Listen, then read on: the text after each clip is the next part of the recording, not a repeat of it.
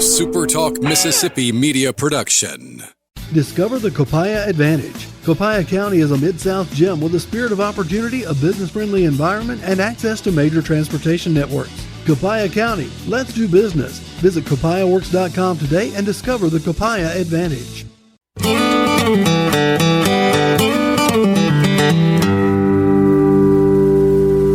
Welcome back to another episode of Mississippi Magic. First of all, shout out to all of you who've commented, liked, subscribed, whatever you do on your favorite podcast platform. Great comments, like one who said they listened on a road trip and felt like it was a Mississippi Arts Entertainment History class, and I thought that was great, and I thank you. This episode is called The Stormy Story of Icky and Ann. He was born Izier Luster, but along the way he picked up the nickname of Icky. She was named Ann. Maybe the best way to describe this love story is one like skydiving in the eye of a hurricane. Because the stormy story of Icky and Ann was one where there may have never been a more talented couple who should have checked the forecast of the future before committing to the present. More in a moment on this edition of Mississippi Magic, made possible by our good friends at Definity Equipment. Well, don't look now, but the red buds are already waking up. Won't be long before that sleepy back 40 is out of hibernation and it's grass cutting time again and again and again. How about looking forward to the chore this year? Is that possible? It is. Sitting with comfort on a powerful and technologically advanced industry leader we call the Kubota Zero-Turn Mower. Look, you won't find a better price, service, or financing anywhere in Mississippi, no matter where you are, than at Definity Equipment. Now, even though the entire landscape looks orange when you pull up to the dealerships, names like Toro, Husqvarna, Bush Hog, Woods, Trail Boss, Land Pride, New Holland, and more, all there. Come by for a visit and let's talk. For service and parts and rental, and a great selection in stock. It's Definity Equipment, Highway 51 North in Madison, Definity Drive in Jackson. DefinityEquipment.com is easy to get to, so come on by for a bit of Mississippi Magic with a Definity deal.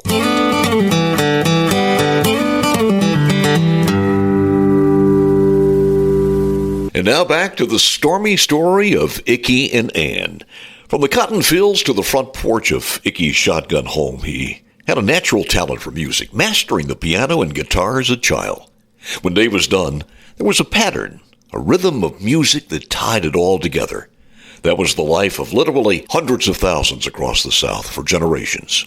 But history notes there are a rare few whose talents and whose drive was such that it couldn't be contained, and they were bound to change the history of music. That was Icky. Yet another son of a preacher man whose early life was fraught with anger and mistrust, which is possibly the reason he took that powder keg personality into adulthood and later into a relationship with Ann. According to his life story, when he was only 5 years old, on one of the most horrible days of his tumultuous life, he witnessed his father beaten and left for dead. The reason was said to be retaliation for having an affair with a white woman. The beating from the mob was so severe, it left his father an invalid, existing in a tent in the yard of his home before the injuries finally were too much and he died less than 3 years later. Now, that's Icky's story, and I'll have to tell you that the youngster was quite creative.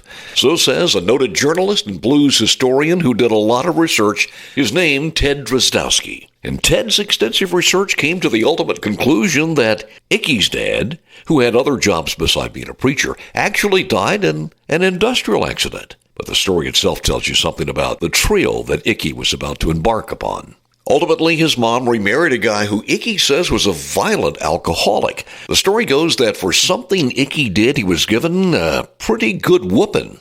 Icky returned the favor by grabbing a board and rendering his stepdad unconscious for a while. The storm within this talented and troubled child continued to brew. He recounted when he was 6 years old, he remembered vividly walking past Miss Boosie's house. Now, Miss Boosie would call out to Icky to come feed her chickens. Then she would take the 6-year-old to bed for sex. That seemed to Icky a pathway to adulthood, because a bit later at 12 years old, the same thing happened with a middle-aged woman named Miss Reenie. The same ending results without the chickens. Fast forward, Icky quits school in the 8th grade, gets a job as an elevator operator in a hotel where there just so happens to be a radio station. Ultimately, Icky got his own show on that very radio station. And by now he knew that music was a major influence that would guide his life. He formed a band called the Top Hatters, played a big band arrangement while at the same time hiding a secret even his band members never knew. You see, Icky couldn't read a note of music. He did it all naturally by taking a record of the song home and listening to it over and over until he knew it by heart. Later, he broke away from the band following his heart and his love for not swing music, but boogie-woogie instead. The legendary B.B. King assisted him in using his influence, garnering a few gigs for Icky. Even later, setting up a meeting in Memphis with a guy named Sam Phillips in the early days of Sun Records, back when it was called the Memphis Recording Service. From there, it was the road of hard knocks, paying your dues. Every night, another juke joint or blues club.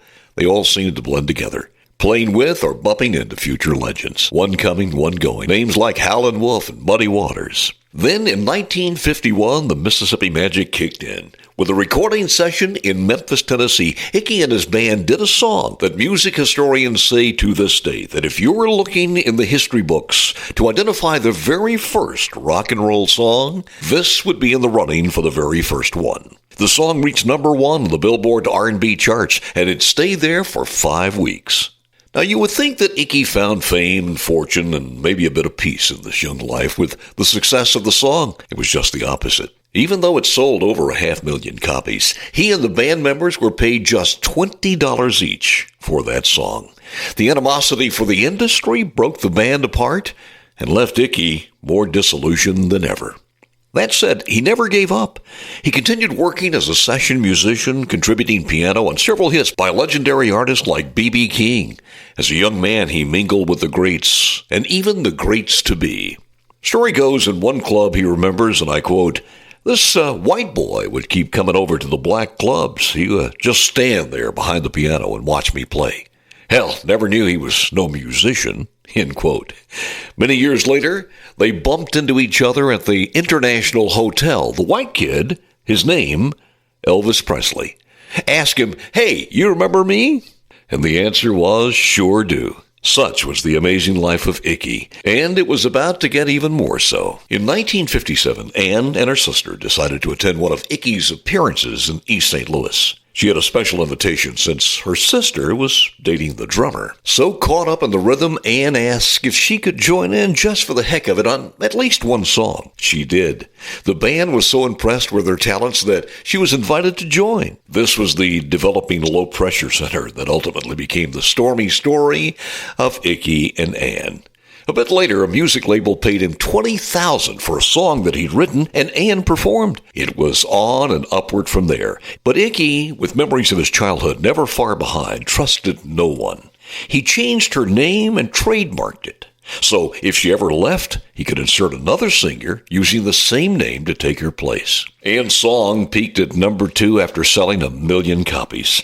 That came with monetary success and a proposal for marriage between Icky and Ann. As time went on, together they performed everywhere from the Ed Sullivan Show to the Grammy Awards. And Icky, being ever the entrepreneur, developed a state-of-the-art recording studio that had clients from Paul McCartney to Little Richard. It was a fast and furious life together for Icky and Ann. It all erupted in 1976. It came in the form of a violent confrontation. That was followed by a divorce. It took a while for the storm clouds to clear, including a stint in prison on a drug conviction charge for Icky. But after that, until his death in 2007 at the age of 76, he continued to blaze a trail, never venturing far from his hometown in Mississippi. Icky won 5 Grammy Awards. He was inducted into the Rock and Roll Hall of Fame, the St. Louis Walk of Fame, the Blues Hall of Fame, and many, many others. This is the story of a kid from Clarksdale, the birthplace of the blues, named Easier Luster, and the love of his life, even though it was a turbulent one, named Ann Bullock. Of course, you know them not as Easier Luster Turner, but as Ike Turner, and not as Ann Bullock, but as the incredible Tina Turner. Ike, I want to read something from the May issue of Vanity Fair. It says, quote, Ike Turner struck Tina on a regular basis for 16 years, with everything from shoes to coat hangers, once putting a burning cigarette to her lips. Okay, I can stop you. I know where you're going. Okay, with all of this, if you look at Tina, she said I broke her jawbone. If I broke her jaw, no way is she going on stage. You admit that you have slapped Tina before, but why, Ike? She would be walking around looking sad, with a lip drop, and I keep asking her, "And what is the matter with you? What's wrong?" And it's always, nothing. And it would go on for a day or two till finally, why the don't you? And then this is where I would slap her or something. Then she would change her mood or attitude or something. You just a fool. Let me tell you, I would say this. I would do no more to Tina, and I did no more to Tina than I would want somebody to do to my mother.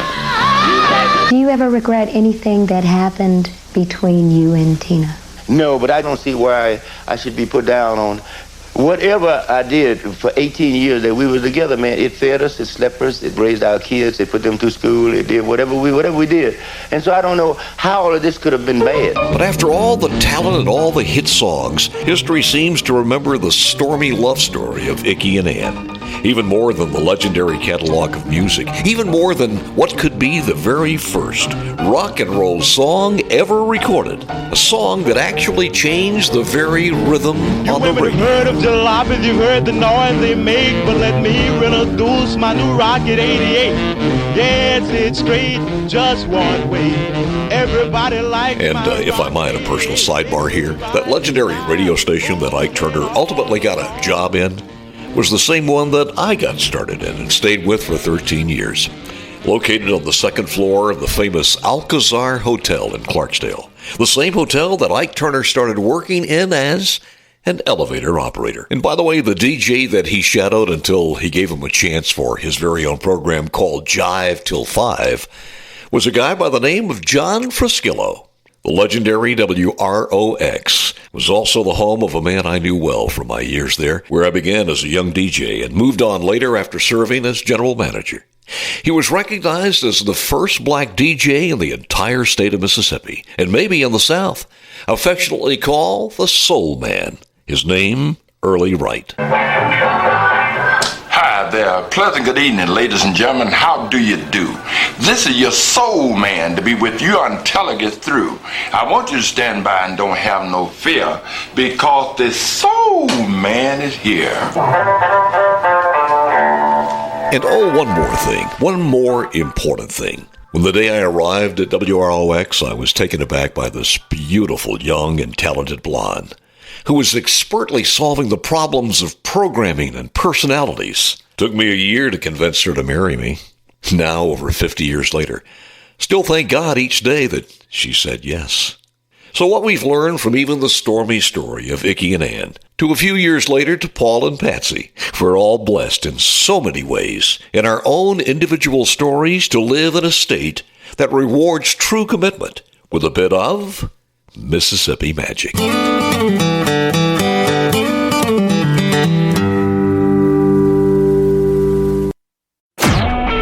A SuperTalk Mississippi media production.